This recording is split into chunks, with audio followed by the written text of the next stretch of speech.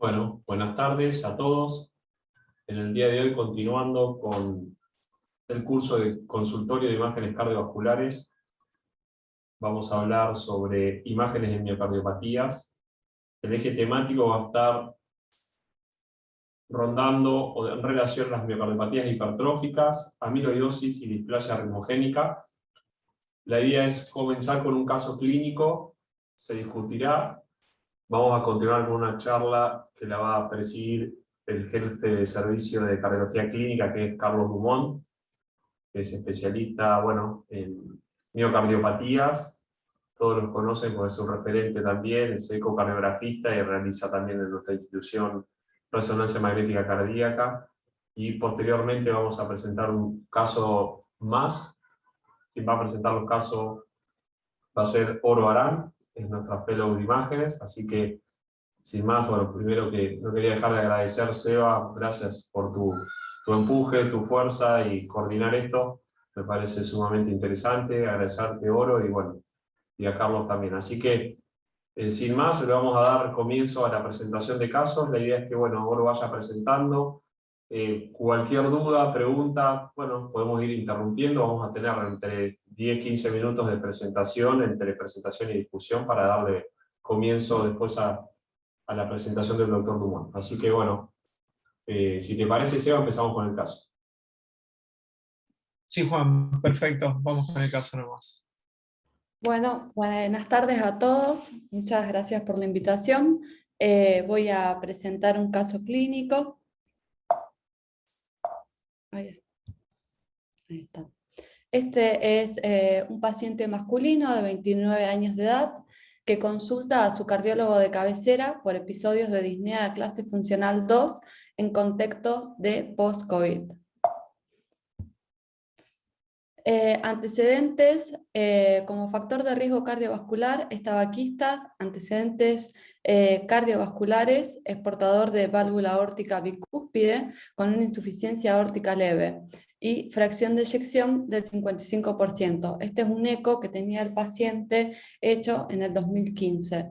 Otros antecedentes, tuvo infección por COVID en diciembre del 2020 y cirugía de hernia inguinal en junio también del mismo año. Y medicación habitual, niega.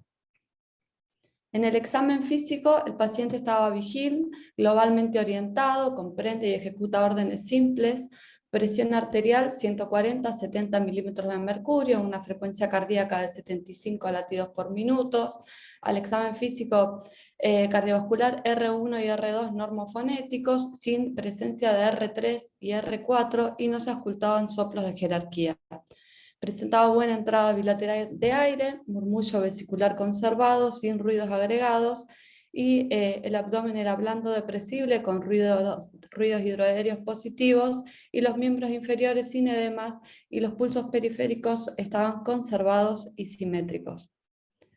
Se le realizó un electrocardiograma en el que se observa un ritmo sinusal, una frecuencia cardíaca de 60 latidos por minuto, un PR de 0,16, QRS de 0,08, y lo que se observa, un AQRS menos 45, y lo que se observa es Sokolov-Lyon positivo y trastornos en la repolarización de la cara lateral alta. Y otra cosa también que se observa es extrasístoles ventriculares. Con esto se le pide una ergometría, una prueba ergométrica. Este es el basal, en el que se observa también que está en sinusal. Se observan extrasístoles ventriculares con imágenes de bloqueo completo de rama derecha y trastornos en la repolarización de B4 a B6. En las siguientes etapas, a medida que va avanzando, se observa también la presencia de extrasístoles ventriculares que se van haciendo cada vez más frecuentes y son polimórficas. Presenta duplas también y bigeminias. Y otra cosa que se aprecia es la pseudonormalización del ST en el máximo esfuerzo. Esta es la recuperación. Y en el informe, como se puede observar, este paciente alcanzó el 71% de la frecuencia máxima esperada para la edad, un ITTM de 21.760 y 9.6 METs. La prueba se detuvo por el fin del estudio y no alcanzó el 85%, no presentó ANGOR ni disnea, no presentó alteraciones del infra del ST, y sí hubo cambios dinámicos de la polaridad de la onda T con fenómenos de pseudonormalización, extrasístoles supraventriculares aisladas y extrasístoles ventriculares frecuentes que fueron polimorfas, organizadas en bigeminias y con fenómenos de agrupamientos en duplas y tripletas ventriculares. La respuesta cronotrópica normal y la presión arterial también fue la respuesta normal. De exámenes complementarios, este paciente también trajo un ecocardiograma Doppler, que no tenemos imágenes porque fue realizado en otra institución. Se ve un BI de 65 por 52 milímetros, aorta de 40, y se observa hipoquinesia difusa global con una fracción de eyección estimada del 33%, una aurícula izquierda de tamaño normal, un ventrículo izquierdo que está moderadamente dilatado, hipertrabeculado, inferolátero apical y válvula aórtica bicúspide con RAFE en hora 1. Con los resultados del estudio, en base a estos resultados, lo que se decide es solicitar una resonancia magnética cardíaca. Oro, para ahí, volvé para atrás. Sí. ¿Querés poner el electro de ingreso? Y bueno, y abrimos un poquito la discusión a ver qué es lo que piensan, qué sugieren. No sé si alguien quiere opinar del panel, o bueno, todos los que están como oyentes. ¿Alguno quiere opinar algo sobre esto? ¿Cómo continuarían estudiando al paciente ustedes? ¿Cuál sería la sospecha diagnóstica? ¿Por qué solicitarían una resonancia?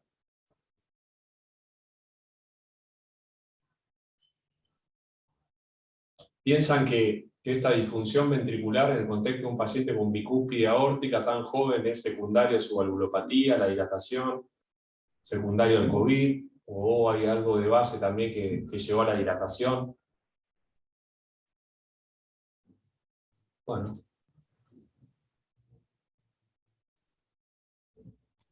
¿Ninguno de los participantes quiere hablar? ¿O estarán conectados nomás y...? Bueno, ¿vos te acordás solo en verdad lo que habíamos charlado y cómo se había planteado esto? Sí, nos planteamos que esto no era secundario a su valvulopatía, probablemente, porque además este paciente no presentaba estenosis aórtica, su válvula aórtica bicúspide no estaba funcionando estenóticamente, y lo que se planteó es hacer una resonancia como para descartar distintos tipos de miocardiopatías, ¿no es cierto? Miocarditis o alguna, además como dice que está trabeculado, como para descartar también una miocardiopatía no compactada, que podría ser causante también de la disfunción ventricular. Muy bien. Y Diana, que hiciste un comentario interesante, ¿querés comentar algo o qué pensás? Hizo un comentario ahí por el chat. ¿Querés abrir el micrófono, Diana? No me funciona el micrófono. Mirá, bueno. Qué pena. Pero bueno, sí, la apreciación está muy bien. En verdad, como dijo Oro, este paciente fue estudiado en otra institución, y pienso que la idea del médico justamente era caracterizar, como bien dijo Oro, el comportamiento de su miocardio. La función sistólica ventricular también tiene que tener en cuenta las ventriculares. Sí, está bien. De todos modos, Sí, habría que ver el momento que le hicieron el método complementario como un ecocardiograma, qué comportamiento tuvo con respecto. Pero está bien la apreciación. Nosotros por ahí lo vemos en la resonancia, que el latido post-extrasistólico, bueno, altera un poquitito también la sensibilidad y la especificidad del método, y está muy bien la apreciación. Pero entonces, con esta caída de la fracción de eyección, con el antecedente del COVID, con el antecedente de esta válvula bicúspide, bueno, Oro, si querés continuar y vemos un poquito el resultado de la ergometría, es llamativo también los trastornos de repolarización. Yo no sé si alguno con este trastorno de repolarización de B4 a B6, con estas extrasístoles, la morfología de las extrasístoles podría... sí, el tema del holter, se pidió un holter, Oro, lo teníamos, ¿no? Sí, sí, está después de la reso. Bueno, bueno. ¿Querés comentar el holter, Oro? Sí, el Holter lo que muestra es una extrasistolia ventricular polimorfa y muy frecuente. Si querés lo muestro ahora o en el Sí, orden. sí, sí. Sí, mostrarlo. Ahí preguntan si hace arritmia ventricular con el ejercicio, Oro. En la Sí, ergometría, el paciente hizo hizo muchas arritmias ventriculares. Ahí voy. Acá, por ejemplo. Esa es la etapa máxima. bien, perfecto. Se ven las duplas. Sí. Ujú. Ahí da la impresión, ¿qué pensás solo en cuanto a la morfología? ¿Es mono, polimorfa? Eh, Acá en esta etapa son polimorfas. No, en realidad no, son monomorfas. Las Tienen duplas imagen. parecen monomorfas, sí, el otro latido puede ser sí diferente. Las duplas son monomorfas con imagen de bloqueo de rama izquierda, Bien, pero acá hay diferencias. Abajo. bien. Ahí preguntan en el chat si podés repetir, por favor, los espesores parietales. Solo si yo no me acuerdo mal, no estaban aumentados, pero por las dudas. Ahí vamos.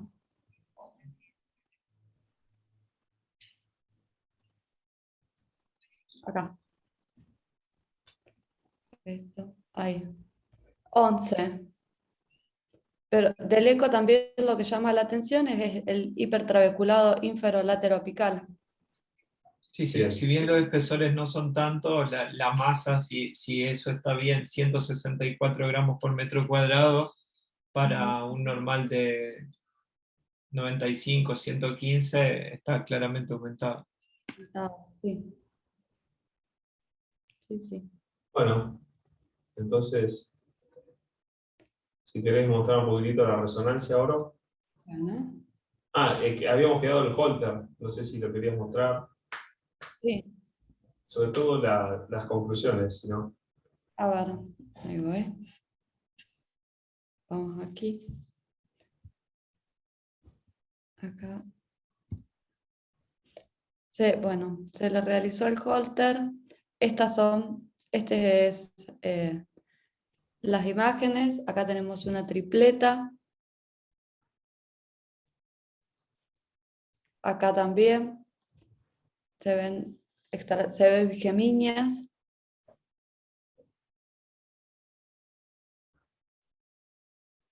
Bueno, otra vez. Y lo informa como, bueno, extrasístoles ventriculares de al menos 3 morfologías diferentes, con periodos de y trigeminismos, tiene duplas, tripletas, colgajos de TV no sostenida entre 4 y 13 latidos, TV lenta, rápida, del mismo foco y polimórficas también por combinación de focos. Y la arritmia se presenta con claro predominio diurno. Entonces, informa como arritmia ventricular muy frecuente y compleja. Bien. Una de las preguntas que hacía Noro, si tenía antecedentes familiares, y después la otra pregunta que había hecho la doctora, ¿cuál era? Ahora me olvidé. Pero bueno, sobre todo el tema de si tenía antecedentes familiares, muerte súbita o... No, no, no tenía No. antecedentes familiares. No, no.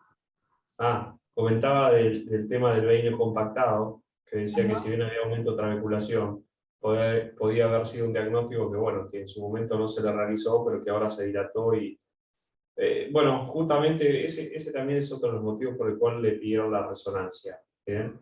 Para terminar de descartar o confirmar la presencia de un vello compactado. Así que bueno, continúa ahora si querés con la resonancia. Bueno, aquí.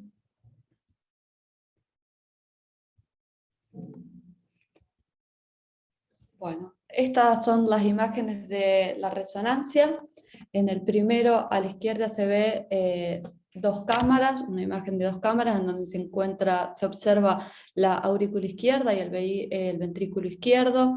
Se puede observar una hipoquinesia difusa que impresiona ese ventrículo izquierdo aumentado de tamaño. La segunda imagen es un 4 cámaras en donde se observa ventrículo izquierdo, aurícula izquierda, ventrículo derecho y aurícula derecha. También se observa hipoquinesia generalizada con disquinesia del septum interventricular. La próxima imagen es un 3 cámaras, ahí se observa ventrículo izquierdo, aurícula izquierda, la aorta y se puede observar un pequeño jet de recurgitación aórtica, una insuficiencia aórtica.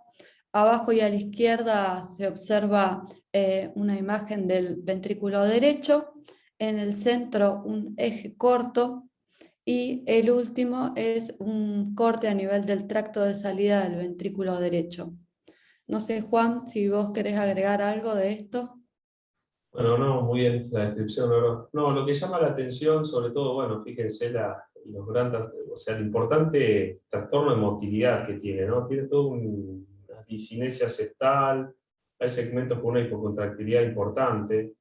Si bien dijeron que está bien, los espesores, ahora Oro probablemente vos lo digas, los espesores como nos dieron a nosotros, pero parece sí ser un ventrículo dilatado. No le veo tanto aumento de trabeculación, siempre cuando tienden a dilatarse, obviamente se exacerban las trabeculaciones, pero sí llegar a ser, como bien comentaron o preguntaron, un peino compactado. Me da la impresión de que sí hay un leve aumento de trabeculación ahí en el ápex del ventrículo izquierdo, pero bueno, eso no generaría ni le pondría el sello por el momento de un veino compactado. Y bueno, y secundario a esto tiene esta valvulopatía aórtica que ahí lo describió muy bien Oro, aparentemente a partir de una fusión entre la válvula coronariana izquierda y derecha, y bueno, la apertura queda claro y con un jet de insuficiencia que es leve. Sí. En la imagen del tracto de salida del BD se observa la válvula aórtica. Bien, Sí, cómo abre bicúspide. bien. A ver. Bueno, ahí va.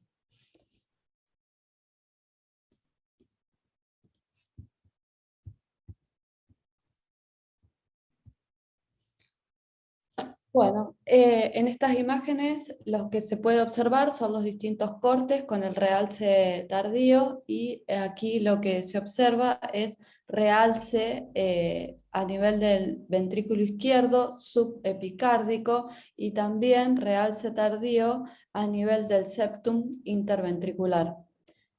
Juan, vos si querés decir algo más. Sí, bueno, en parte también, fíjate que tienen compromiso biventricular, ahí en las dos cámaras del ventrículo derecho, sobre todo la pared anterior, Sí. también tiene algo de compromiso, o sea que, en verdad, entonces, impresiona ser un patrón no isquémico, porque es un patrón subepicárdico, con compromiso biventricular, eso obviamente le generó todo ese trastorno de la motilidad. Tiene un leve derramecito pericárdico, pero es muy leve. O sea que bueno, acá ya iríamos descartando muchas de las patologías o de las sospechas diagnósticas. Se podría descartar que esto es un veino compactado, se podría descartar que la causa de toda esta hipoquinesia, esta disfunción ventricular, aparentemente sea isquémico-necrótica, porque el patrón no parece ser. Se descartó obviamente una miocardiopatía hipertrófica.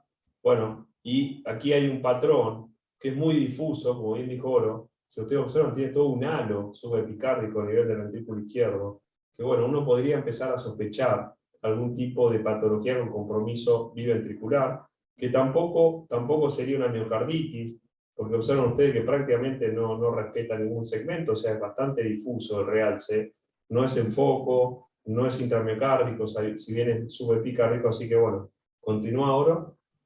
Bueno, acá tenemos otra imagen también. En estas imágenes lo que se puede observar son los mapeos, T1 Mapping y el Smart T1 y el MOLI, que son los que tenemos nosotros disponibles. Y se puede observar cómo están aumentados, principalmente el de la derecha, 1053, y acá tenemos otra vez arriba los T1 Mapping y abajo está el T1 Mapping post contraste y el T2. Y ahora le voy a decir bien los valores. Acá, este es el informe de la resonancia, que el volumen telediastólico indexado le dio 170 mililitros por metro cuadrado para un valor normal para su superficie corporal de 68 a 103. Tiene un volumen telesistólico también indexado de 100 para un valor normal de 17 a 37, una fracción de eyección del 40%. Un ventrículo izquierdo que está dilatado con los volúmenes indexados moderadamente aumentados y la función ventricular deprimida. Tiene hipoquinesia global, que es difusa, con discinesia septal y de los 3/3, y como conclusión tiene un BI dilatado, como ya les dije, un miocardio que el BI es de aspecto normal, presenta hipoquinesia global difusa, la válvula aórtica bicúspide con insuficiencia valvular leve, el diámetro máximo de la raíz de aorta de 40, realce tardío subepicárdico difuso a nivel también del ventrículo izquierdo, y tiene valores de T1 nativos aumentados, un MOLI de 1065, Smart T1 de 1617, un T1 post-contraste de 341, y tiene un aumento del volumen extracelular del 96%. Entonces, lo que está comentando Oro ahí es que no solo se encontró que había fibrosis de reemplazo, en este caso subepicárdica, sino que había también fibrosis intersticial, probablemente como un marcador pronóstico. Bueno, y ahí tiraron un diagnóstico que es justamente si es displasia del BD con tocamiento del ventrículo izquierdo. Recuerden que ya existe y está descrito la displasia arcugénica del ventrículo izquierdo también, así que vamos a ver, continúa Oro. Bueno.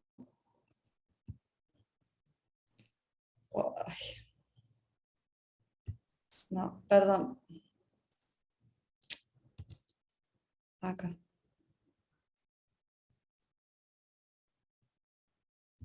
¿Los valores del BD los dijiste, Oro? Acá. No. Sí, el ventrículo derecho están conservados. Bien. O sea, recuerden para los que están ahí como oyentes, que la displasia armogénica del BD más en un hombre tiene que ser valores indexados mayor a 110, disfunción del ventrículo derecho y trastorno de la motilidad.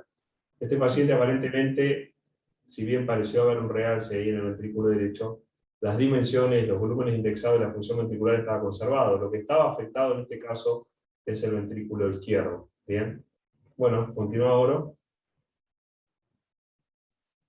Ahí vamos. Se realizó una interconsulta con el servicio de electrofisiología para complementar la evaluación y estratificar el riesgo de este paciente. Aquí, bien, Oro, sí. una pregunta. ¿Cuál fue el diagnóstico entonces presuntivo cuando se terminó la resonancia y se terminó de analizar todos esos datos que vos dijiste? Sí, displasia, pensamos principalmente en una displasia ritmogénica, pero del ventrículo izquierdo. Ok. Bueno, este fue el Holter, como ya se los mostré previamente, en donde se ven múltiples extrasístoles, arritmias ventriculares muy frecuentes y de distintos focos complejos, duplas, tripletas.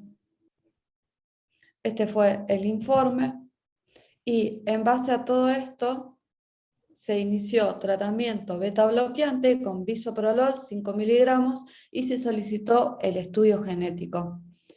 Y el estudio genético, que es, este es el resultado, que es un reporte de análisis de exoma dirigido, le dio positivo, o sea que este paciente es portador para el gen DSP. El gen DSP es desmoplakin, que este gen lo que hace es codifica la proteína desmoplaquina, la cual desempeña un rol que es fundamental en el anclaje de los filamentos intermedios a las placas desmosomales, y estas están involucradas en las uniones intercelulares. Entonces, este gen podría ser responsable de las manifestaciones clínicas que tenía este paciente y compatible con el diagnóstico de miocardiopatía ritmogénica del ventrículo derecho. Bueno, Bueno, excelente, Oro. Muy buena. gracias. Bueno, me parece que Carlos ya está conectado. No sé si quiere hacer un comentario. Sí, Bueno, Oro, este caso, te digo que es un muy lindo caso, estaría bueno para que se escriba dentro del grupo y presentarlo en la revista de FAC, porque realmente es un estudio muy completo con técnicas de imagen de última generación y aparte tiene el estudio genético. Estaría bueno esto que lo escribas para publicarlo, ¿no? Bueno, bárbaro. así que bueno. Bueno, Carlos, gracias por siempre colaborar con nosotros y te damos ya la posibilidad de poder dar tu presentación, que sin dudas siempre nos aporta. No sé si Carlos quería comentar dos cositas al caso, o bueno, me parece que estuvo muy bien presentado y vos lo conociste muy bien. Me acuerdo, digo, que cuando te compartimos el caso con vos, obviamente lo primero que sospechaste fue también displasia, ¿no? Sí. ¿Se ve ahí la presentación, Juan Seba? Sí, Charlie, perfecto, y corren las imágenes perfecto. Bien. Bueno, un poco la idea es, en esta charla, es la utilidad de las imágenes en miocardiopatía, un poco dirigido al cardiólogo clínico, o sea, ciertos aspectos, no metiéndonos demasiado en algunas cuestiones técnicas de las imágenes, sino la utilidad que tienen tanto la ecocardiografía como la resonancia, fundamentalmente, en la valoración de las miocardiopatías. Gran parte de esta información viene lo pueden ver en el capítulo de este libro. Este es un libro que es el Cabrera, que es un libro español, que ya es la segunda o tercera edición, que con Lorenzo y con Martín nos toca escribir un poco toda la parte de imágenes de miocardiopatía. Para el que le interesa, lo pueden consultar ahí o me avisan y yo se los hago llegar. Explica un poco todo el rol fundamentalmente del eco en la valoración de las miocardiopatías. Inicialmente, cuando uno va a hacer la clasificación de las miocardiopatías, yo creo que lo fundamental, si bien hay clasificaciones americanas que van desde un punto de vista fisiopatológico y genético, cuando uno se encuentra frente a un paciente a través del examen clínico, del electro y de los estudios de imágenes, uno inicialmente va a encontrar o va a tener la sospecha de una serie de enfermedades del miocardio, que puede ser una miocardiopatía hipertrófica, cuando uno encuentra, ya vamos a ver un poco los criterios diagnósticos, una hipertrofia, un miocardio dilatado con mala función, una displasia ritmogénica del ventrículo derecho, cuando hay ciertas características clínicas que ya vamos a hablar, una miocardiopatía restrictiva, cuando no hay grandes alteraciones desde el punto de vista del músculo cardíaco, pero sí hay una dilatación biventricular significativa y una fisiología restrictiva en el llenado diastólico ventricular izquierdo. Y hay algunas miocardiopatías que son no clasificables, como la no compactación, el Takotsubo, etc. Cada una de estas miocardiopatías uno las va a diferenciar en genética y no genética, porque todas tienen una base en donde se ha encontrado mutación genética como causa y en otras no. Inicialmente, en lo que es la miocardiopatía hipertrófica, es indudablemente una enfermedad donde uno va a una hipertrofia del músculo cardíaco, una hipertrofia que en general suele ser asimétrica, como se ve en este caso, donde uno no encuentra la causa por la cual se ha producido esta hipertrofia, o el grado de hipertensión o el grado de valvulopatía no explica la magnitud de hipertrofia que tiene el paciente. En general, uno habla de una enfermedad que macroscópicamente la va a definir como hipertrofia, microscópicamente la va a definir por el disarray, por la enfermedad de pequeño vaso, y desde el punto de vista clínico importa porque es una causa frecuente de muerte súbita en gente joven, fundamentalmente menores de 40 años, e implica tener un alto nivel de sospecha cuando uno ve ciertas alteraciones en el electrocardiograma de un paciente, fundamentalmente en el cardiólogo clínico cuando está haciendo una evaluación predeportiva. Esta enfermedad en general, por una cuestión probablemente hormonal, tiene una predisposición de encontrarse en la etapa de la adolescencia. Yo creo que probablemente esto se ve reflejado porque a veces no hay un screening muy importante en etapas precoces.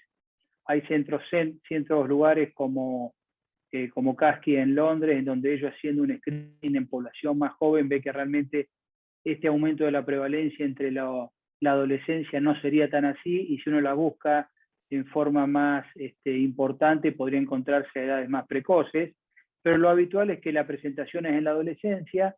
Uno la va a definir como una hipertrofia mayor de 15 milímetros, no explicable por otra causa, y cuando estamos haciendo el screening familiar y estamos buscando familiares de miocardiopatía para ver si desarrollan o no la enfermedad, uno tiene valores de corte mucho más bajos. En general ya un grosor mayor de 11 milímetros nos tiene que hacer sospechar la enfermedad, más si el paciente tiene alteraciones electrocardiográficas o alteraciones en la función diastólica. Es importante siempre considerar y tener presente que la principal alteración que va a tener esta enfermedad, y esto se ve claramente en este artículo que publicó hace muchos años McKenna, en donde pacientes con mutaciones positivas pueden no tener hipertrofia en el ventrículo izquierdo, pero todos tienen claramente alteraciones electrocardiográficas, y algunos van a desarrollar la hipertrofia con el tiempo y otros no. Con lo cual el electro y ciertas alteraciones en el electro, como la presencia de onda Q, T negativa gigante, alteraciones del STT, la ausencia de la onda Q septal en D1 ABL o en las derivaciones en las precordiales izquierdas, T positiva gigante, obviamente los bloqueos, nos tienen que hacer sospechar la presencia de una miocardiopatía cuando estamos haciendo evaluaciones precompetitivas.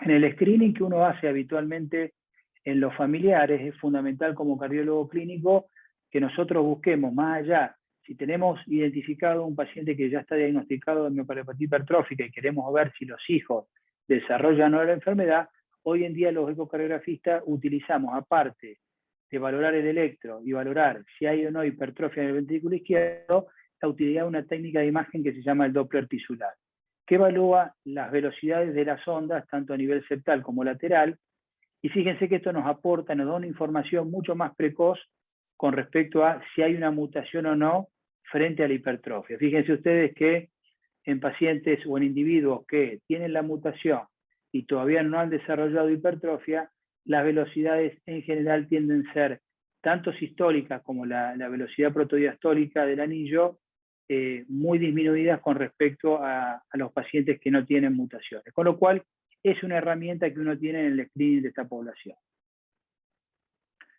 ¿Qué utilidad tiene la resonancia? La resonancia es de mucha utilidad en ciertos lugares en donde uno ve hipertrofia.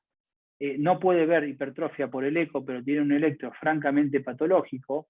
Cuando tenemos siempre un paciente, y más en un screening familiar, con T negativas, uno puede tener T negativa en D3, puede tener T negativa en ABR, o puede tener T negativa en B1 o B2, fundamentalmente en mujeres.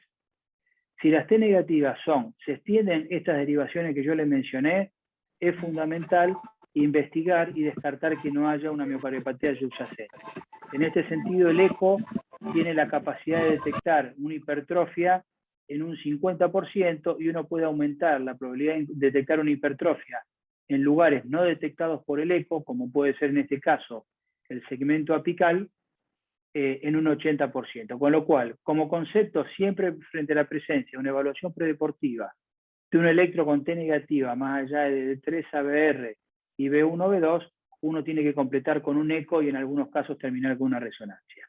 La región apical del ventrículo izquierdo, más cuando la región apical no se ve bien, es causa de estas T negativas, y uno va a hacer el diagnóstico de hipertrófica apical no con 15 milímetros, solamente cuando uno ya tiene una visualización en haz de picas, como se ve ahí en diástole, y con una hipertrofia de 12 milímetros, uno ya diagnostica una miocardiopatía hipertrófica apical. Esto, francamente, este caso clínico lo explicó ya en los primeros reportes en el 2004, esta publicación de Moon, donde ve que estos electroanormal con ecos que no ven bien la punta terminan siendo miocardiopatía hipertróficas apicales. Otra región que en general no ve bien el eco es la región anterolateral. Esta región anterolateral es una causa frecuente de hipertrofia no visualizada por el eco. Lo tenemos que sospechar, obviamente, cuando el electro es anormal, y fundamentalmente cuando vemos un ventrículo que, a pesar de no tener regiones de hipertrofia, tiene hipertrabeculado, tiene falsos tendones, tiene obviamente un electro normal, uno tiene que ir a buscar en la resonancia la hipertrofia en la región anterolateral o apical. Y esto se ve claramente también en este trabajo, en donde en general el eco, por los cortes oblicuos, tiende más a sobreestimar el grado de espesor septal. Pero en la región anteroapical, por superposición de la grasa subepicárdica, en general podemos subestimar el espesor y no visualizar bien la hipertrofia en esta región. Con lo cual, es otra causa, cuando tenemos un electropatológico, de ir a buscar si no hay una hipertrofia oculta. Cuando uno habla de miocardiopatía hipertrófica, fíjense, estamos hablando, estas son todas enfermedades que en general la ponemos dentro de la misma bolsa, en una hipertrofia septal asimétrica obstructiva, una hipertrófica concéntrica, una hipertrófica localizada anterovasal, una medio ventricular, una apical. Todas estas enfermedades probablemente tengan un trasfondo genético totalmente diferente y un pronóstico diferente. Hoy en día, si bien con el desarrollo de las técnicas de biología molecular y genética, estamos empezando a entender mejor estas enfermedades y a ponerle a cada una de estas un nombre y apellido, hoy en día la mayoría de estas las agrupamos bajo el mismo nombre, miocardiopatía hipertrófica, las estratificamos igual y muchas veces les damos la misma jerarquía.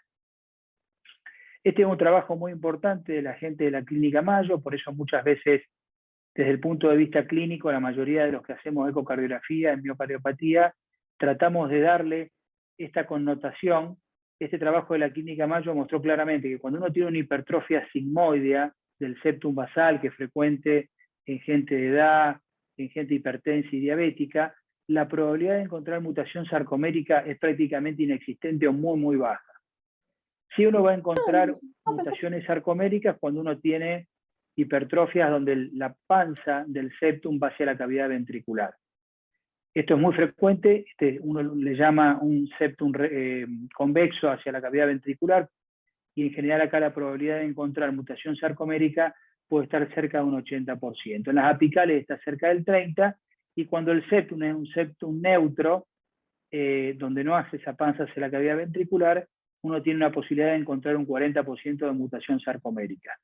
Esto tiene una connotación importante porque realmente nos da la probabilidad de la rentabilidad de hacer un estudio genético, y es algo que habitualmente cuando hacemos el informe de un paciente con miocardiopatía hipertrófica ponemos hipertrofia del septum sigmoideo, de un septum reverso, un miocardiopatía apical o de un septum neutro. Y ya le damos una información al médico clínico y al especialista en miocardiopatía de la probabilidad que uno tiene de encontrar mutación sarcomérica. Esto es un poco lo que yo le mostraba. Fíjense, este es un paciente donde inicialmente lo habían diagnosticado de hipertrófica septal asimétrica, y fíjense que se ve claramente en el eco, que el eco, al tener una mejor resolución, uno puede diferenciar mejor estas trabéculas a veces que en la resonancia, pero si no hubiésemos quedado con el eco, yo me hubiese quedado solamente con el eco, veía ahí un falso tendón que va hacia el septum basal y digo, no hay miocardiopatía hipertrófica. Cuando le hacemos la resonancia, se ve, ustedes fíjense en la imagen de abajo, claramente unas imágenes en cepillo, que son criptas o invaginaciones en la pared inferior del ventrículo izquierdo, y estas criptas se relacionan con mutaciones sarcoméricas, con lo cual muy probablemente no tenía hipertrofia, con lo cual no lo podemos sacar o limitar de una actividad física competitiva, pero el hecho que tengan estas criptas nos habla de que probablemente, si tiene un electropatológico, tenga mutaciones sarcoméricas y tengamos que seguirlo bien de cerca para ver si desarrolla con el tiempo alguna hipertrofia ventricular, y eso nos implique retirarlo de la actividad deportiva competitiva. Esto es un poco lo que yo le mencionaba. Estas criptas o invaginaciones uno la puede encontrar en la población general, pero realmente son mucho más frecuentes en pacientes que tienen miocardiopatía y mutaciones sarcoméricas subyacentes, con lo cual nos da un indicio de que esta población hay que seguirla un poquito más de cerca, y es la utilidad que puede tener la resonancia cuando encontramos estas alteraciones de músculos papilares supernumerarios, falso tendón, y realmente frente a un electropatológico nos deja alguna duda de si puede haber algún trasfondo genético de una miocardiopatía. Como ustedes saben, la gran mayoría de los pacientes con miocardiopatía hipertrófica tienen una evolución totalmente normal, asintomática, pero hay un subgrupo que va a tener un desenlace totalmente inesperado, que puede ser la muerte súbita. Hoy en día, si bien es una guía y uno no la sigue a rajatabla, la probabilidad de homogeneizar a nivel mundial un criterio de estratificación ha llevado que este grupo, el grupo de Londres, ha hecho este calculador de riesgo de miocardiopatía hipertrófica, en donde utiliza variables clínicas y variables ecocardiográficas. Fíjense que dentro de las variables ecocardiográficas está el espesor septal, el tamaño de la aurícula izquierda medida en el diámetro antero-posterior y el gradiente. Con todos estos parámetros, fíjense que 3 parámetros los aportamos desde la ecocardiografía, con lo cual cuando vamos a pedir, hacemos la estratificación de riesgo, es importante que el ecocardiografista nos informe el espesor parietal máximo, medido con eco, el tamaño de la aurícula izquierda en el diámetro antero-posterior, indudablemente como son registros que se hicieron hace muchos años, comenzaron a hacerse hace muchos años, no está la aurícula medida en volumen y en área, esa es una limitación, pero realmente la guía o este calculador nos pide el diámetro antero-posterior y medir el gradiente. Con todos estos parámetros uno va a sacar un riesgo de estratificación de muerte súbita, indudablemente si el riesgo es bajo no va a indicar un CI, si es alto lo va a indicar, y en el riesgo intermedio es donde vamos a tener que utilizar indudablemente la experiencia del médico que sigue estos pacientes con miocardiopatía y utilizar otras variables como puede ser la edad del paciente, la genética y la resonancia. Yo hice este trabajo hace muchos años en España, donde vimos que claramente el grado de fibrosis que tiene la miocardiopatía hipertrófica medida por resonancia se relaciona con todas estas variables de riesgo, la presencia de T no sostenida, el espesor septal máximo, etc. Ahora, la pregunta es si este grado de fibrosis en la resonancia es realmente un marcador independiente de riesgo de muerte súbita. Fíjense ustedes, son 2 trabajos, uno es norteamericano, en donde ellos encontraron que sí, que el grado de fibrosis es un marcador de riesgo de muerte súbita cuando supera el 20%, pero este estudio tiene fundamentalmente una gran limitación, que prácticamente un cuarto no tenían estudios Holter. Entonces realmente no sabemos si es una variable independiente o no, porque en un cuarto no pudimos valorar uno de los parámetros más importantes, que es la presencia de TV no sostenida. El grupo europeo, que realmente tiene una base de seguimiento mucho más prolija, con todos los datos, ellos vieron que realmente el grado de fibrosis, cuando uno lo ajusta, en el análisis multivariado, no fue una variable independiente de riesgo de muerte súbita, y a nivel mundial hoy se acepta que indudablemente el grado de fibrosis, y uno como clínico va a pedir una resonancia en esta población intermedia, si hay mucha fibrosis, indudablemente nos puede ayudar a dividir las aguas para ver si indicamos o no un CDI, pero a ciencia cierta no tenemos hoy un estudio prospectivo que se está haciendo, pero no tenemos los datos, de realmente si el monto de fibrosis se relaciona con muerte súbita. Sabemos que aumenta el riesgo de muerte por insuficiencia cardíaca, pero en muerte súbita todavía no está. Eso no significa que sea una herramienta que uno como clínico pueda utilizar a la hora de indicar un CDI en un paciente en particular cuando tiene un riesgo intermedio y realmente uno no sabe qué hacer con respecto a implantar o no el dispositivo. Otra cuestión importante, como yo les dije, uno pone todas las miocardiopatías en la misma bolsa, pero las miocardiopatías apicales, que en general suelen tener un buen pronóstico, cuando hay obstrucción medioventricular, lleva a la dilatación de la punta del ventrículo izquierdo. Y esta dilatación de la punta del ventrículo izquierdo lleva a fibrosis. Esta fibrosis es un foco de reentrada y a la formación de coágulos que son causa de tromboembolia. Con lo cual, este pronóstico en general bueno que tiene la miocardiopatía hipertrófica apical, cuando uno detecta por eco o más sensible con resonancia la presencia de un aneurisma apical, realmente a veces uno tiene que discutir con el paciente riesgo-beneficio de una anticoagulación y la implantación de un CDI, porque realmente el riesgo a veces de arritmias acá es mucho más frecuente. Entonces, desde el punto de vista clínico, si uno está viendo un paciente con una miocardiopatía hipertrófica apical y no hay aneurisma, en general el pronóstico es bueno, suele tener una buena evolución, pero es importante seguirlo rutinariamente con eco y en algunos casos completar con resonancia, porque la presencia de aneurisma apical nos cambia el pronóstico de esta población. Una cuestión importante, tenemos un paciente con miocardiopatía hipertrófica. Lo fundamental, cuando tenemos ciertas características del electro, antecedentes familiares y ciertas características de una hipertrofia septal asimétrica obstructiva, muy probablemente la causa sea por una mutación sarcomérica. Pero a veces esto no es tan así, a veces tenemos pacientes donde la hipertrofia es más concéntrica, y en este sentido es fundamental siempre frente a esto hacer un diagnóstico preciso, porque el pronóstico y el tratamiento van a ser totalmente diferentes.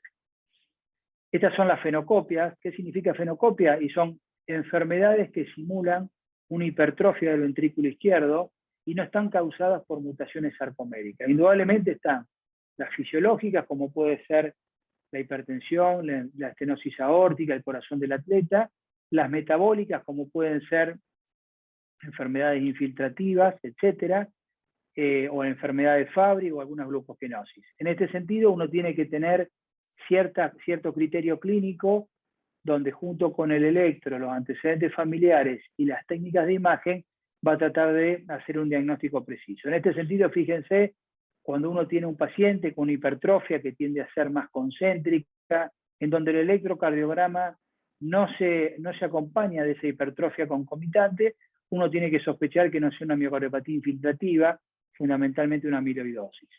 Ustedes saben que la amiloidosis, la que compromete el corazón, hay dos. Una es la amiloidosis AL, que es generada por una displasia de células sanguíneas que genera un aumento de ciertas gamapatía monoclonal, kappa y lambda, que se van a depositar a nivel cardíaco y van a generar esta miocardiopatía infiltrativa.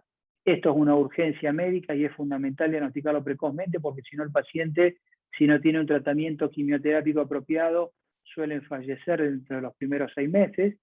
Y la otra, que es la que estamos viendo hoy en día más frecuente, es la secundaria transtirretina, que en general la transtirretina, si bien se produce a nivel de los plexos coroideos y a nivel de la retina, el 95% se produce a nivel hepático. Y la amiloidosis por transtirretina vamos a tener dos tipos, la familiar y la senil. La familiar en general es la forma hereditaria, que tiene una edad de presentación variable, en general entre los 50 y los 60 años, más en hombres, y tiene una característica multiorgánica. Suele afectar fundamentalmente el corazón y el sistema nervioso periférico. Y la llamada anteriormente senil y ahora salvaje, porque se ha visto que también ocurre en personas de 50 a 60 años, suele ocurrir por encima de los 60 años, la mayoría son hombres, y en general solamente afecta el corazón. Nosotros la vamos a sospechar porque vemos a un paciente que tiene un ecocardiograma con una hipertrofia, ya vamos a ver algunas características del eco, pero fundamentalmente porque tiene hipertrofia y tiene en el electro bajo voltaje. Lo del bajo voltaje es típico de la amiloidosis AR, la primaria. En la amiloidosis por TTR esto ocurre solamente en 1/3 de los pacientes y es más frecuente tener patrones de pseudoinfarto. En el eco, como cardiólogos clínicos, nos va a llegar un paciente con hipertrofia concéntrica, dilatación biventricular, hipertrofia del septum interauricular, hipertrofia del ventrículo derecho, y fundamentalmente una característica bastante distintiva de esta patología, que es una fisiología restrictiva. Esos pacientes que tienen hipertrofia y uno los ve con disfunción diastólica grado 3, presión pulmonar aumentada, signos de insuficiencia cardíaca derecha, uno tiene que siempre sospechar una miocardiopatía infiltrativa. Ver el electro, ver si hay un patrón de pseudoinfarto, ver si hay bajo complejo, y de ahí vamos a sospechar que la causa puede ser indudablemente de esta hipertrofia, una enfermedad infiltrativa como puede ser la amiloidosis. Pero no solamente en la miocardiopatía por transtirretina la hipertrofia es concéntrica, hay un 25% en donde la hipertrofia es asimétrica, similar a la que uno ve con mutaciones sarcoméricas.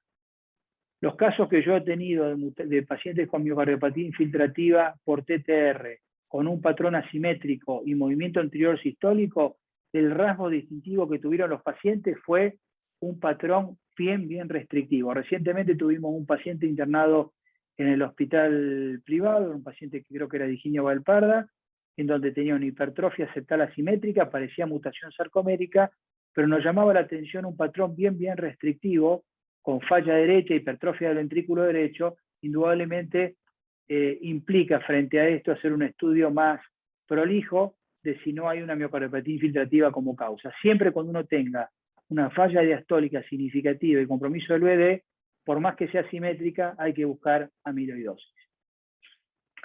El ECO tiene una herramienta que es las técnicas de deformación, y esta enfermedad tiene la característica que en general suele haber, por lo menos en los estadios iniciales, mayor depósito de amiloide en la región basal y media, y se respeta la región apical. Entonces, cuando uno le hace las técnicas de deformación con el ECO, ve que se respeta la punta, y ese es un rango que puede ser a veces bastante específico para esta enfermedad, y en general los ecocardiografistas, cuando estamos haciendo el eco y tenemos esa sospecha, utilizamos esta herramienta.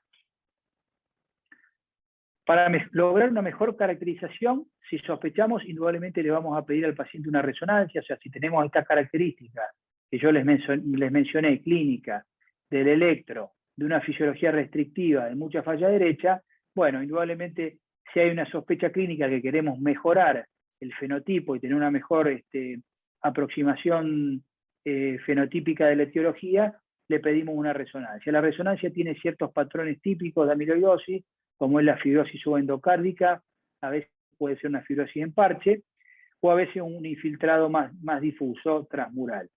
En general nos cuesta mucho anular el miocardio, y ese es un rasgo distintivo de la amiloidosis, pero como definición y como concepto, yo creo que lo que tiene que quedar claro acá es que solemos pedir una resonancia para tratar de mejor tener una aproximación diagnóstica de si la causa de esa hipertrofia que vimos en el eco puede ser de un origen de una miocardiopatía amiloidótica. La resonancia aparte nos va a diferenciar con las técnicas de mapeo y con el cálculo del volumen extracelular si este depósito de amiloide a nivel cardíaco está en estadios iniciales o está en estadios más avanzados, y eso realmente tiene un factor pronóstico muy importante, no solo para el diagnóstico, sino para el seguimiento, y fundamentalmente para el seguimiento con el tratamiento específico que le vamos a dar. Ahora, hay una cuestión importante. Ni el eco ni la resonancia nos van a ayudar para decir si esa amiloidosis que tenemos la presunción clínica y las técnicas de imágenes es por una amiloidosis AL o es por una amiloidosis TTR por transtirretina.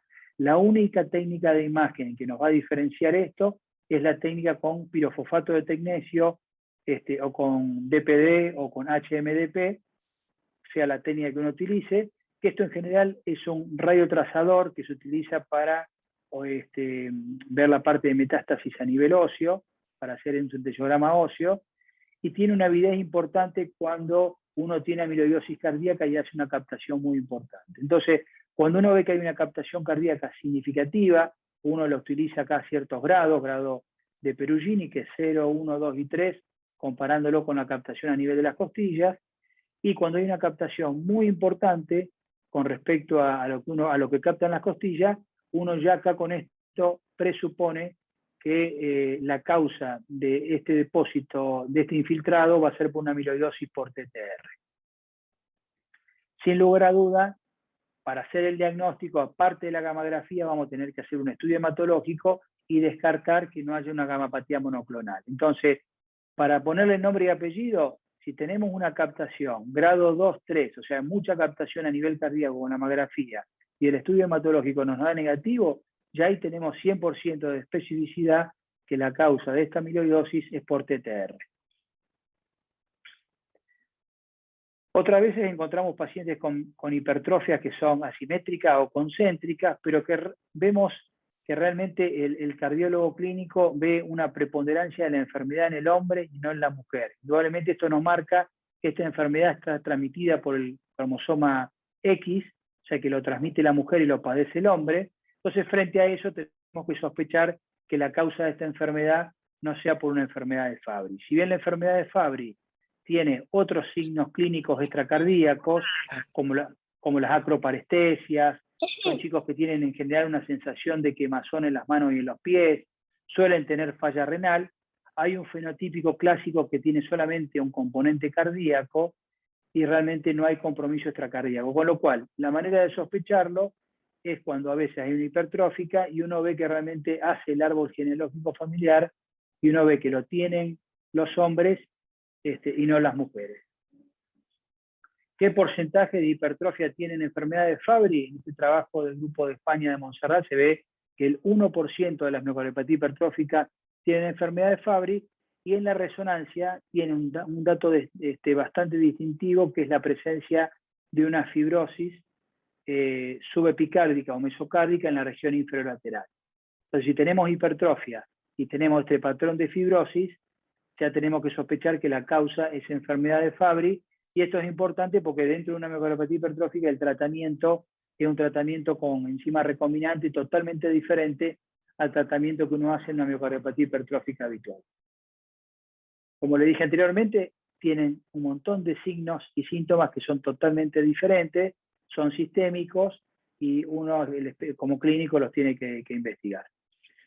En este sentido, remarcar que una utilidad importante que tiene cuando el cardiólogo clínico recibe un ecocardiograma de una miocardiopatía hipertrófica es el estudio de la resonancia, porque la resonancia, si bien muchas veces no nos va a agregar mucho más en el grado de hipertrofia, el espesor septal, etcétera, puede ser un poco más preciso en algunos aspectos, vamos a ver mejor, como yo le dije, algunas regiones del ventrículo izquierdo, pero fundamentalmente con la técnica de realce y la caracterización tisular, uno va a poder ver el tipo de fibrosis, nos va a orientar, obviamente, junto con el electro y el cuadro clínico, sobre la causa de la miocardiopatía.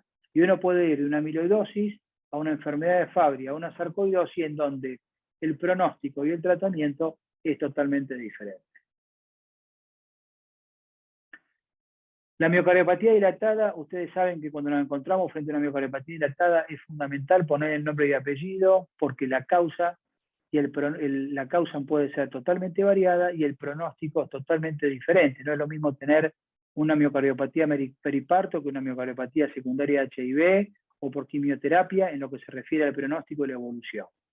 Probablemente siempre en el desarrollo de una miocardiopatía, cuando la causa, obviamente hablamos de miocardiopatía, no es ni coronaria ni valvular, hay muchas veces una susceptibilidad genética y sobre eso van a actuar ciertas alteraciones que van a predisponer a que uno que consume alcohol haga una miocardiopatía, uno que tenga una infección viral por gérmenes comunes haga una miocardiopatía, uno que tiene una tirotoxicosis haga una miocardiopatía, o sea, siempre está el factor genético como causa predisponente.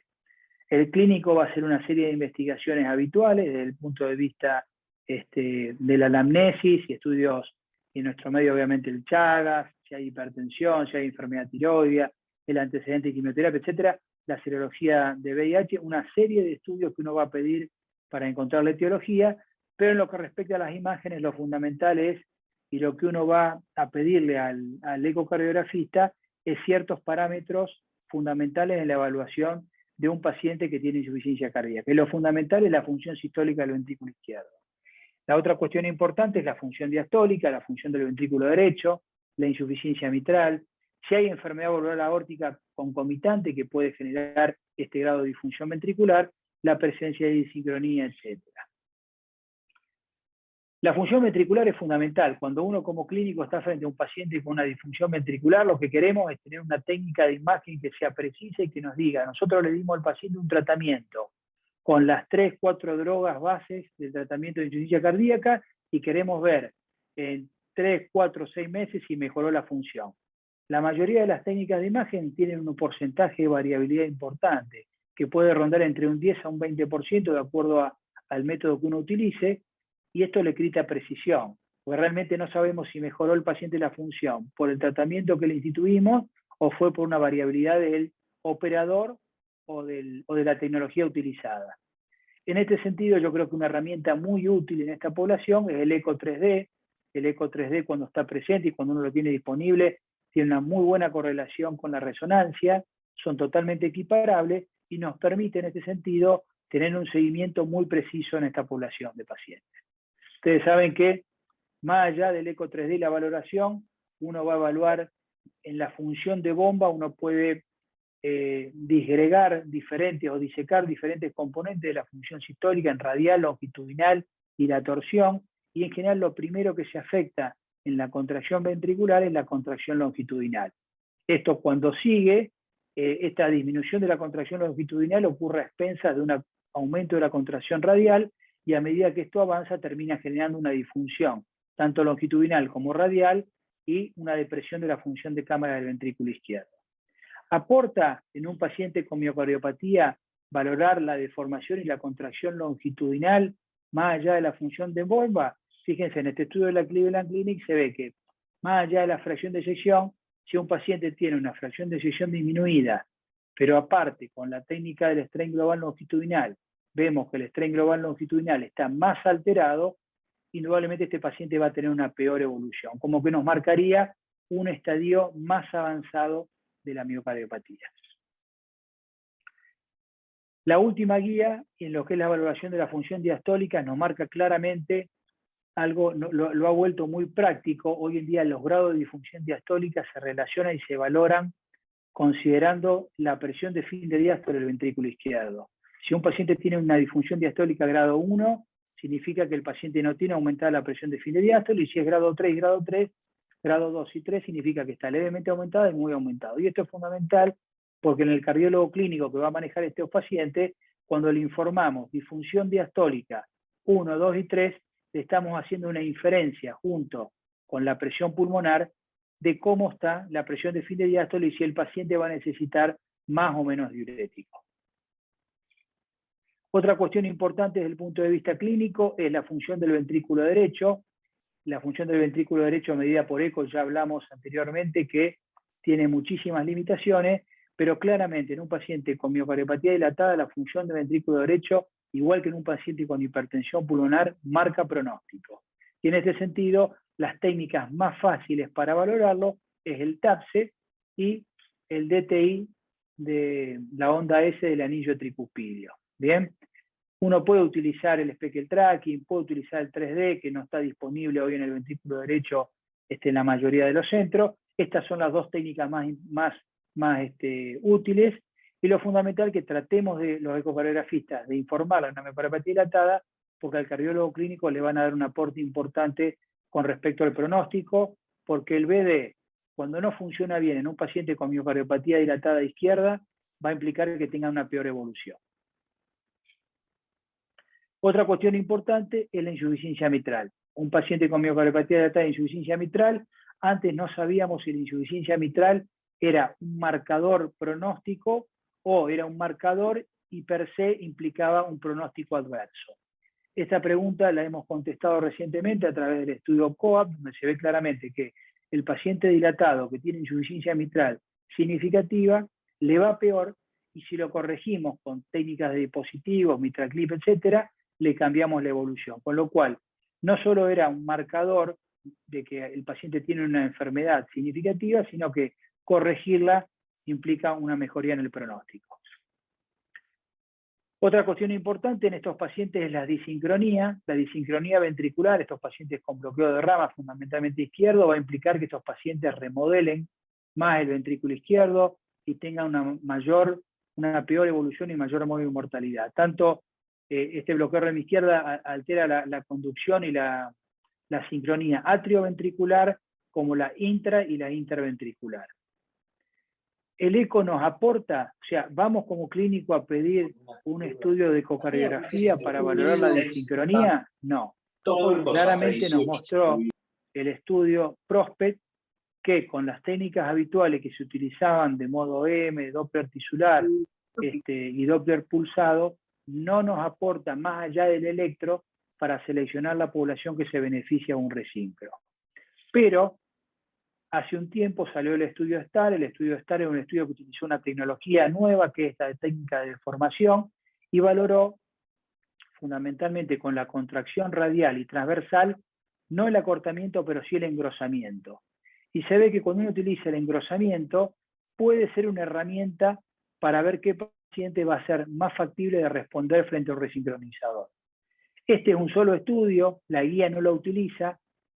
Yo clínicamente lo utilizo en un paciente que tiene, obviamente, si tiene el QRS mayor de 150, 160 milisegundos, miocardiopatía dilatada, bloqueo rama izquierda, indudablemente tiene indicación de resincronizador, más cuando tiene una clase funcional más avanzada. Ahora, si el paciente tiene un QRS entre 120 y 150, realmente ahí queda la duda si se justifica o no poner un resincronizador. Yo creo que ahí uno puede utilizar esta tecnología de speckle tracking y valorar el engrosamiento radial y transversal para ver si el paciente va a responder más a una técnica de resincronización.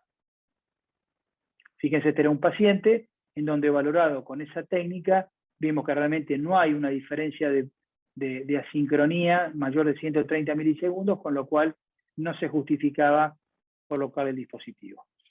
La resonancia nos va a ayudar porque realmente si en un paciente con miocardiopatía tiene una fibrosis septal o tiene una fibrosis inferolateral, que es donde vamos a poner los catéteres para resincronizar el ventrículo, fíjense ustedes, si hay fibrosis en estos segmentos, la probabilidad de resincronizarlo es mucho menor.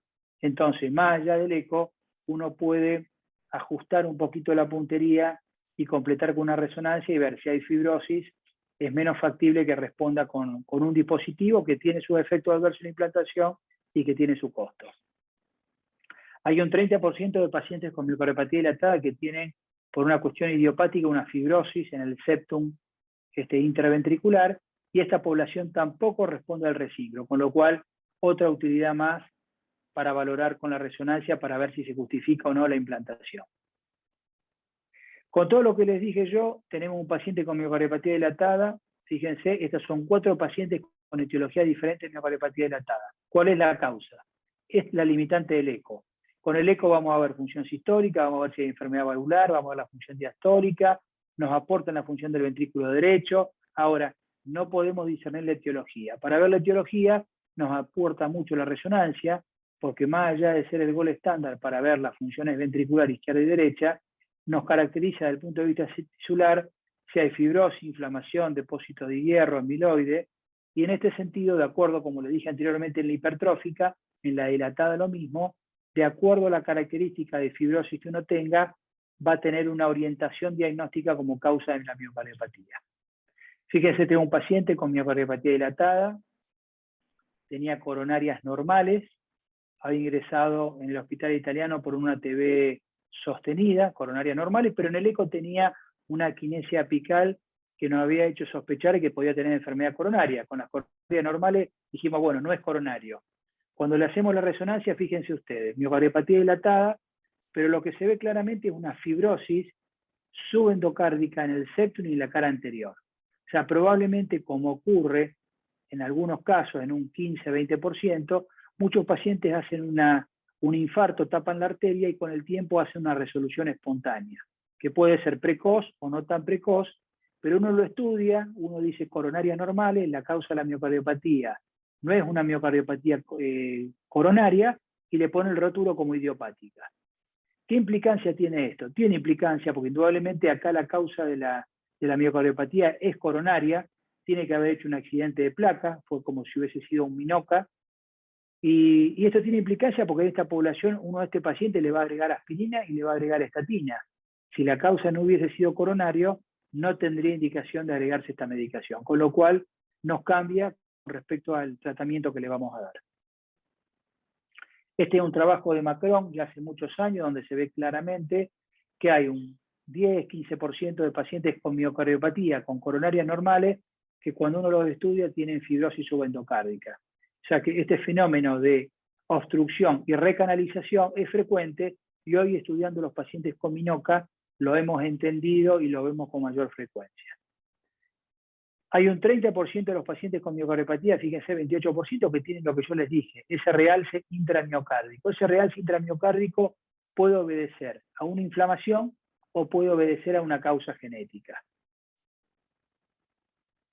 ¿Por qué es importante en este sentido saber? Cuando vemos este patrón de fibrosis en el septum en un paciente con miocardiopatía dilatada idiopática, estos pacientes tienen un pronóstico totalmente diferente al paciente que no lo tiene, tienen una peor evolución. Entonces, probablemente hoy en día no nos va a cambiar el tratamiento, pero nos está marcando una población que va a tener una evolución diferente. Hay ciertos grupos, fundamentalmente en Alemania, que a esta población con fibrosis septal hoy en día le están haciendo biopsia, y si el paciente tiene carga viral, le hacen tratamiento con interferón, y si no tiene carga viral, pero tiene aumento de los complejos de histocompatibilidad, le hacen tratamiento inmunosupresor. Esto es algo nuevo, se está empezando a ver si esta población que tiene esta fibrosis septal tiene una miocardiopatía infiltrativa, autoinmune o viral como causa que hace que estos pacientes evolucionen en forma peor. Ustedes saben que los pacientes con miocarditis pueden debutar como una miocardiopatía dilatada o como una pseudo síndrome coronario agudo. Y esto va a depender de la etiología.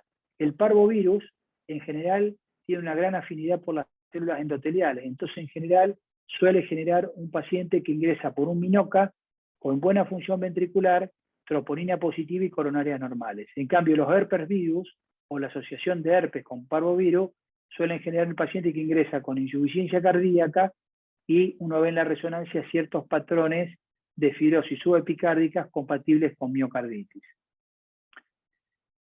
En un paciente que sospechamos miocarditis, hoy en día tenemos una herramienta fundamental que es la resonancia, que con las técnicas de T1 mapping y T2 mapping, junto con lo que teníamos anteriormente de T2 y realce tardío, francamente podemos hacer un diagnóstico muy preciso de miocarditis sin necesidad de recurrir a una biopsia endomiocárdica. La otra utilidad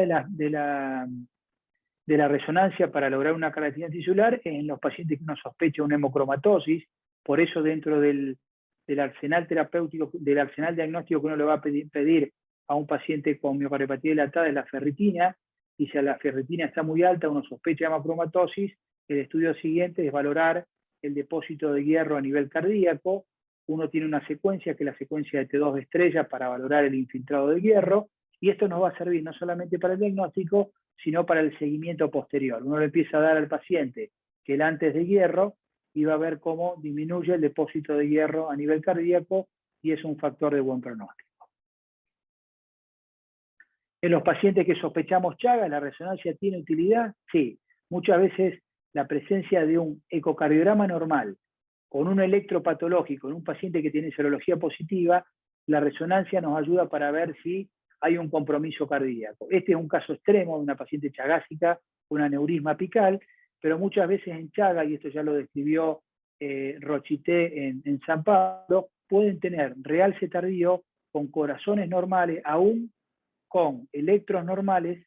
Cuando el paciente tiene serología positiva, a veces el hecho de tener un infiltrado, un realce tardío, nos está marcando que este paciente ya empieza a tener compromiso cardíaco. O sea que sería una de las técnicas de imágenes más sensible para detectar precozmente el compromiso cardíaco de una enfermedad de Chagas de un paciente con serología positiva. La no compactación es una enfermedad muy compleja desde el punto de vista del diagnóstico, porque realmente uno no tiene un patrón oro para comparar. Uno lo va a sospechar con un eco cuando tiene hipertraveculación, o habitualmente va a pedir una resonancia para tener una mejor caracterización. En el eco uno va a utilizar diferentes criterios, el más utilizado es el de Jenny. Uno ve las trabéculas, ve el Doppler color, cómo se mete dentro de los recesos. Pero realmente la gran limitación que tiene la ecocardiografía es que la mayoría de estos estudios se hizo con un número limitado de pacientes y no hay una valoración prospectiva. Por eso es fundamental. El diagnóstico de no compactado no se hace con una técnica de imagen. Uno tiene que tener todo un arsenal clínico, ver los síntomas, ver si hay historia familiar, ver si el electro es anormal, ver el eco, ver la resonancia, ver si hay fibrosis. Con todo esto no va a tener una mayor o menor presunción diagnóstica. Indudablemente, si tenemos hipertraveculación en un paciente sin antecedentes familiares, con una función ventricular normal y con un electro normal, no tiene nada. Ese chico no hay que generarle nosotros con el diagnóstico una enfermedad. Diferente es este chico que yo vi hace mucho tiempo, que terminó trasplantado, que tenía un electro anormal, una hipertraveculación, con un ventrículo levemente dilatado y una mala función ventricular en forma leve, y en 3 años terminó progresando una miocardiopatía dilatada que requirió trasplante. Con lo cual, lo que quiero marcar acá, La hipertrabeculación puede ser un fenómeno en alguien totalmente normal o puede tener una connotación patológica. No podemos hacer solamente el diagnóstico por la imagen y hay que verla en un contexto clínico, el electro y los antecedentes familiares, y utilizar ciertas herramientas, realce tardío, de formación, para tratar de lograr una mejor aproximación diagnóstica. El diagnóstico es muy difícil porque no tenemos un gol estándar para compararlo. La genética en general, la rentabilidad diagnóstica es baja, con lo cual eso nos limita la aproximación diagnóstica. Rápidamente, para terminar, la displasia, como se mostró claramente en el caso clínico que presentó Oro, la mayoría de estos pacientes, la etiología son mutaciones desmosomales, que son las encargadas de lograr la unión intercelular. Cuando hay mutaciones en esta unión intercelular, el músculo se estresa, y este estrés genera infiltrado fibroadiposo y la miocardiopatía fibroadiposo infiltrativa del ventrículo derecho y del ventrículo izquierdo. Lo importante en esta enfermedad, cuando la sospechamos por las características, es que las técnicas de imágenes no nos van a hacer el diagnóstico per se. Uno utiliza acá, como las enfermedades reumatológicas, una serie de criterios. Criterios clínicos, criterios de imágenes, criterios del electro, Holter y antecedentes familiares. Las imágenes nos van a ayudar y mucho, porque si vemos ciertas alteraciones en el electro, T negativa, onda épsilon, mucha arritmia ventricular en la prueba de esfuerzo, arritmia ventricular que no es la habitual del tracto de salida del BI, del tracto de salida del BD, que no es la habitual wolfiana, o sea que tiene un origen como si fuese la pared libre del ventrículo derecho, bien positiva en ABL, eso nos tiene que hacer sospechar de que puede haber alguna miocardiopatía de base, y bueno, y eso implica a veces pedir las técnicas de imagen. Si bien la guía, inicialmente esta del 2012, ponía un principal énfasis en el eco y la resonancia, valorando los tamaños ventriculares, hoy en día, fíjense que uno va a ver el tamaño ventricular. Si uno solamente se va a guiar por el tamaño del ventrículo derecho o el tamaño del ventrículo izquierdo, probablemente lleguemos tarde. Y en este sentido, claramente la última guía nos mostró, y la gran diferencia que tiene con las anteriores, es que la técnica de realce, si bien creíamos antes que era un fenómeno tardío, hoy sabemos que muchas veces, en la gran mayoría, es un fenómeno precoz. Con lo cual, frente a un electropatológico, más cuando el paciente tiene arritmia ventricular, en un Holter o en una prueba de esfuerzo, la resonancia, a veces no hay dilataciones ventriculares significativas que nos pedía la guía anterior para hacer el diagnóstico, pero si ya empezamos a ver, como en el caso clínico que mostró Oro y describió Juan Bonelli, patrones de fibrosis que son compatibles con displasia, esto nos permite, y así lo deja bien marcado la guía, empezar a sospechar miocardiopatías arritmogénicas, que hoy se habla de miocardiopatía arritmogénica porque puede comprometer tanto el ventrículo izquierdo como el ventrículo, tanto el ventrículo derecho como el izquierdo. Y en el ventrículo izquierdo la vamos a sospechar porque fundamentalmente vemos complejo de bajo voltaje en las derivaciones frontales. Bueno, con esto quiero terminar, un pantallazo un poco rápido de la utilidad y un poco la visión clínica de las imágenes en las miocardiopatías. Gracias por la atención. Excelente, Charlie. Excelente, muchísimas gracias. Más que completo y acabado resumen en un corto tiempo de todo lo que son las miocardiopatías y la utilidad del eco en todas estas imágenes. Quiero ver si hay alguna pregunta para el doctor Dumont, alguna duda que le haya quedado. No creo, porque la verdad que fue magistral, pero lo que quieran preguntar, pueden abrir sus micrófonos, pasarlos por el chat.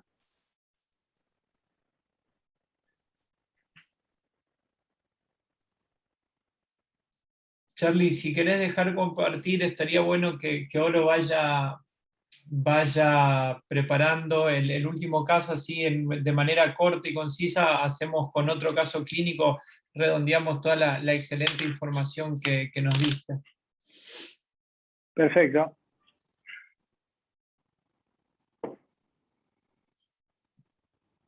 Ahí yo dejé de compartir, Seba, ¿eh? No, estamos viendo tu pantalla todavía.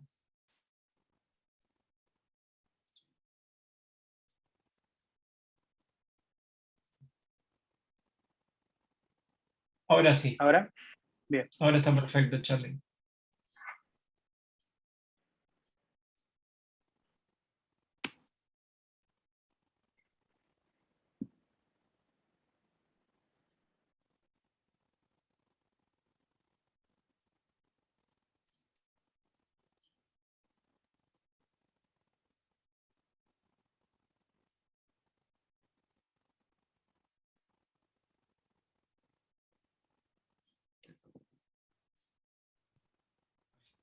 Bueno, voy a presentar otro caso clínico.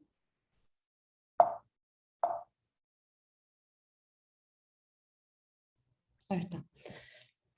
Bueno, esta es una paciente femenina de 67 años, como factor de riesgo cardiovascular es extabaquista y presenta hipertensión arterial, antecedentes cardiovasculares, es portadora de miocardiopatía hipertrófica, el diagnóstico se hizo en el 2017, que es sintomática por disnea clase funcional 2, y también presenta hipertensión pulmonar que no estaba afiliada.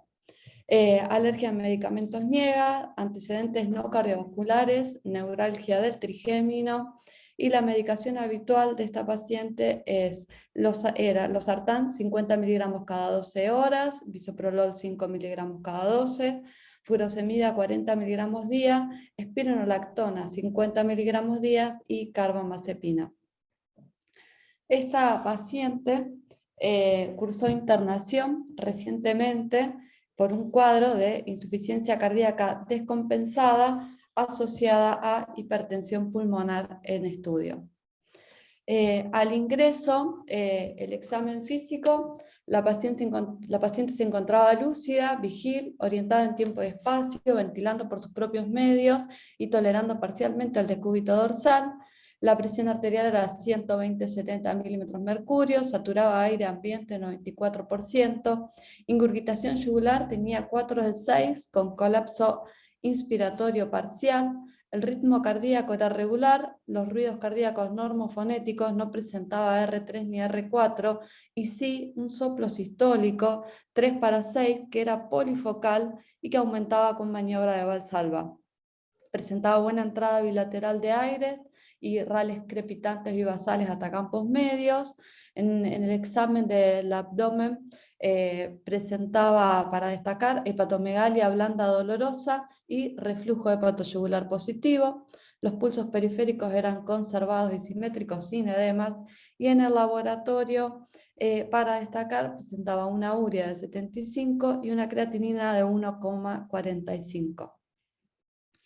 Se le realizaron estudios complementarios, el electrocardiograma se observa un ritmo sinusal, una frecuencia cardíaca de 60 latidos por minuto, un PR de 0,16, QRS de 0,08, aquí se observa un AQRS de menos 45 y se observa Sokolov positivo y trastornos de la repolarización en la cara lateral alta.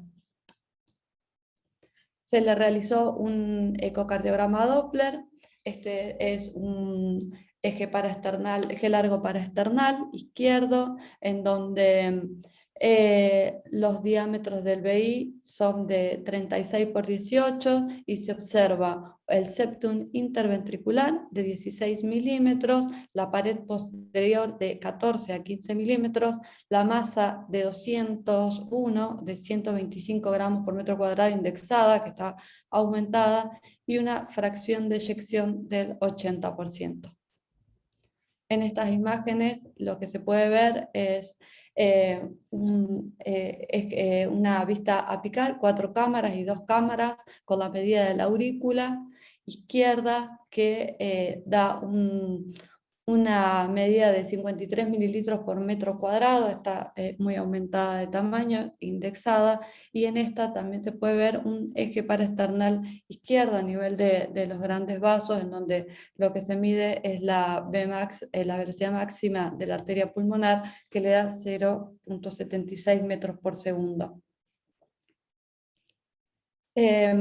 Aquí en estas imágenes lo que se observa es el flujo mitral con un Doppler pulsado en donde se observa un patrón pseudo normal. Se observa también en una vista apical de 4 cámaras con Doppler color, un jet de regurgitación mitral, de insuficiencia mitral, que impresiona ser moderado, y lo que se puede ver Abajo a la izquierda, también en un eje, en un corte apical 4 cámaras, el flujo de la aorta, y lo que se ve es que un Doppler, con Doppler pulsado a nivel del flujo aórtico, lo que se ve es que la velocidad pico sistólica es de 3.9 con un gradiente máximo en reposo de 62 milímetros de mercurio, y que es compatible con un gradiente obstructivo dinámico, y aparte se puede ver cómo la paciente va aumentando el gradiente cuando hace maniobra de Valsalva. En estas imágenes lo que se puede ver en las dos superiores es un modo M a nivel del ventrículo derecho. En lo que se mide es el TAPSE, que es la excursión del anillo, que se ve un TAPSE que está disminuido de 15 milímetros, y lo que se también a la derecha, Doppler tisular a nivel del anillo con una onda S del ventrículo derecho de 9, que también se encuentra disminuida. Y abajo lo que se observa es la aurícula derecha de 25 centímetros cuadrados, que está aumentada de tamaño, con una presión de la arteria pulmonar de 85 milímetros de mercurio, y la última imagen, abajo y a la derecha, se observa la vena cava, que mide 22 milímetros y que no presenta colapso inspiratorio.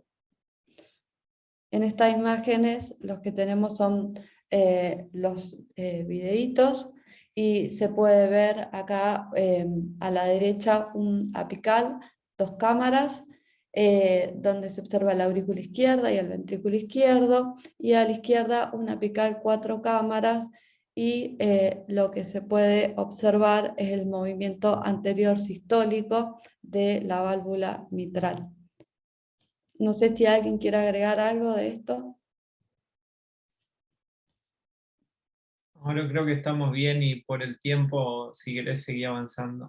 Bueno, bueno, la conclusión son que los índices evaluados de la función sistólica se encuentran conservados, no presenta alteraciones motilidad, disfunción diastólica grado 2, hipertrofia concéntrica, dilatación severa vía auricular y gradiente obstructivo dinámico a nivel del tracto de salida del VI, con una insuficiencia mitral y tricuspidias moderadas y una presión de la arteria pulmonar de 85 milímetros de mercurio. Luego de esto se le pidió una resonancia cardíaca con realce tardío con gadolinio. Acá se puede ver también un corte de 2 cámaras donde se observa un ventrículo izquierdo con los espesores parietales que impresionan aumentados de tamaño. La motilidad está conservada, se observa la aurícula izquierda y un jet de incurgitación, de recurgitación, mitral. Y en el otro, la otra imagen es una imagen de un corte de 4 cámaras, en donde también se observa el jet de recurgitación mitral, y se puede observar la presencia de un pequeño derrame pericárdico. También se observa calcificación a nivel del aparato valvular mitral. Y las áreas de las aurículas izquierda y derecha, la izquierda 27 y la derecha 25. Y este es un eje de 3 cámaras, en donde se observa ventrículo izquierdo, aurícula izquierda, y se observa 2 jets, uno a nivel de la aurícula izquierda, otra vez de la insuficiencia mitral, y también se observa un jet de aceleración a nivel de la aorta, que se produce principalmente en sístole, y que es por el movimiento anterior de la válvula mitral por el SAM. Este es un eje corto en donde se fueron midiendo todos los espesores, y se ve que está aumentado a nivel de todos los segmentos, y el máximo espesor que se encuentra es de 19 milímetros a nivel del tercio medio en el segmento septal. Y se calculó una fracción de eyección del 79% y un diámetro fin de diástole de 44 milímetros y fin de sístole de 23 milímetros. Esta es una secuencia de realce tardío que se llama phase sensitive, y esta es otro tipo de realce tardío en el cual se puede observar que presenta fibrosis intersticial difusa, y a nivel del tercio basal se observa fibrosis a nivel de la unión del ventrículo derecho con el ventrículo izquierdo.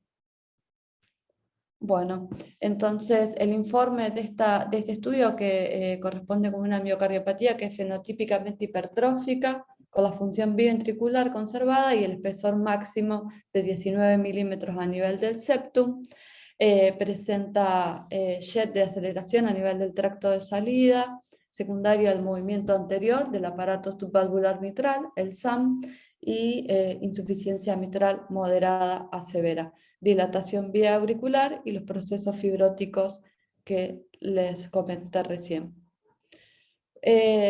A todo esto, con todos estos estudios, a esta paciente también se le realizó una angiotomografía de tórax con contraste endovenoso, y lo que se evidenció fue una falta de relleno parcial en una rama de la arteria del lóbulo inferior izquierdo, que es subjetivo de TEP, y por lo tanto se inició anticoagulación oral. Y el siguiente estudio que se le realizó también fue un cateterismo derecho, en el cual se evidenció hipertensión pulmonar severa con un patrón postcapilar, una presión de Weiss de enclavamiento de 30 milímetros, con una onda B por la insuficiencia mitral llega a 45, y la presión diastólica de la arteria pulmonar máximas de 50, la sistólica 120 y una media de 73. Bueno, muchas gracias. Excelente, Oro. Excelente la presentación del caso.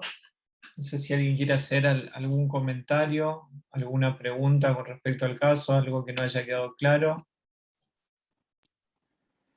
No, yo solamente agregar, Seba, por ahí con las características que tenía, ¿se escucha?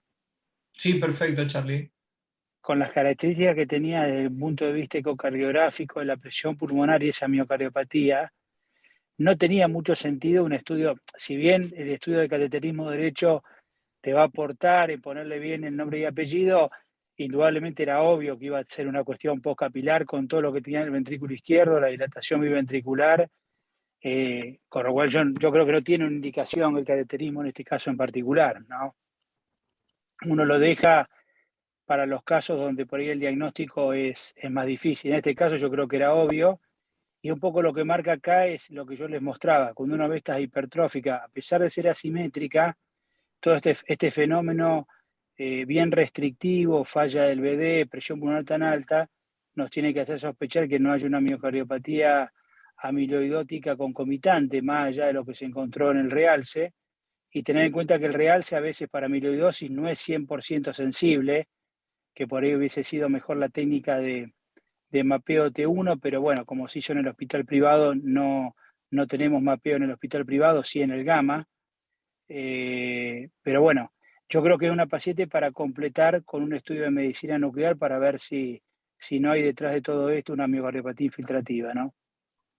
Sí, bueno, era la pregunta que te iba a hacer, si vos continuarías este estudio con un estudio de medicina nuclear, sobre todo por la fisiología restrictiva que tiene esta paciente, y también como excelentemente lo graficó Oro y que se tomó el tiempo de hacer el Bullseye y poner todas las medidas, si bien hay lugares donde está un poco más grueso, tiene espesores aumentados de manera concéntrica, diría yo, por más que haya pequeñas diferencias, si uno mira, está bastante engrosado por todos lados.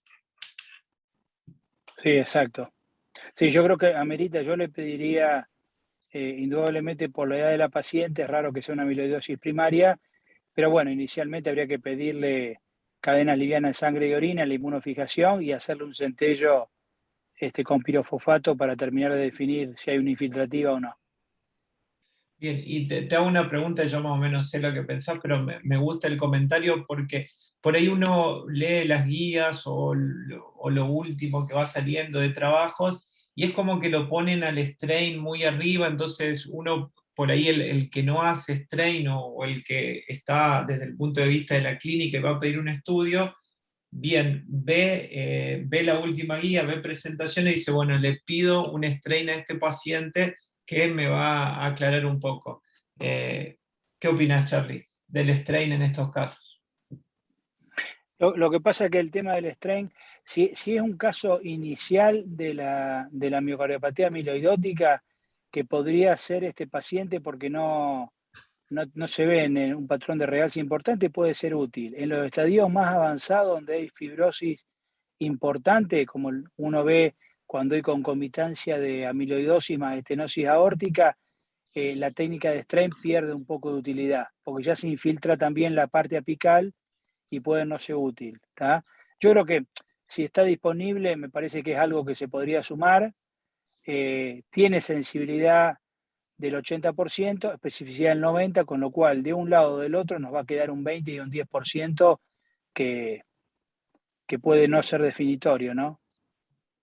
Sí, sí, 100% de acuerdo. Yo creo que más allá de las publicaciones, al strain le falta tener un recorrido clínico y más ampliamente utilizado, y también los que hacemos imágenes y los equipos tratar de unificar sus criterios para que sea un valor, digamos, sólido como el resto de las cosas que vos estuviste mostrando más allá del strain.